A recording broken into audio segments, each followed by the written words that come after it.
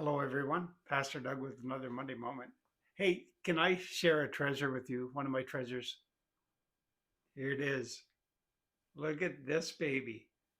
This is a bayonet, and it was fitted onto a Ross rifle that was used during World War One for the Canadian military. Now, this particular one, now it could have been used in World War One.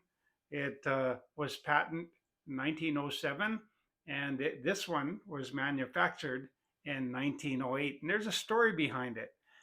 I don't have the rifle, but I do have a story.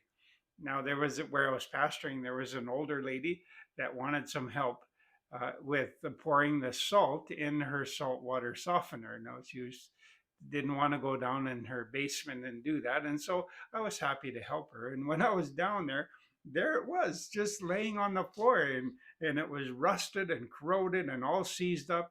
And so when I came back upstairs, I said, ma'am, I noticed this big knife downstairs. Can I buy that off of you? And she said, no, you can have it for helping me with my soft water. And so I was happy to take it. So I've had that for over 30 years. You know, we live we live in a frightening world, don't we? There's Jesus said there'd be wars and rumors of wars just before he came back.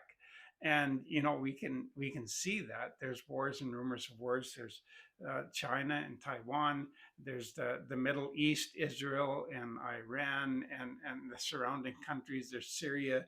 There's Russia and the Ukraine and the NATO nations. All of that. It is a frightening place to live in our day. Now, it is also one of the most amazing times because prophecy is coming true, right? And so it's kind of give and take.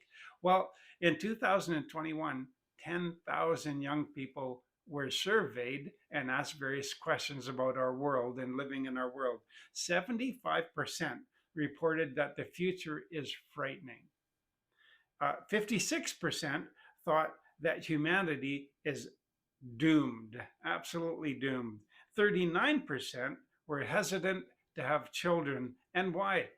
Raise children in a world like this. Many of them thought this, right? So, what do we say? What should our attitude as believers in Jesus, what should our attitude be in our world? Should we be afraid? Well, this is what God said to the Israelites, who, by the way, were scattered throughout the nations. They had been hauled off into captivity. And this is what God says: do not fear, for I am with you. Do not be dismayed, for I am your God. I will strengthen you and help you. I will uphold you with my righteous right hand. Well, God's righteous right hand is always the side of power. And so in God's power, he would uphold them, he would keep them. And that's God's message to us today. We don't have to be afraid of what's going on in the world. He will uphold us with his powerful right hand. Well, God bless you and keep you, and grace to you from New Hope Gospel Church.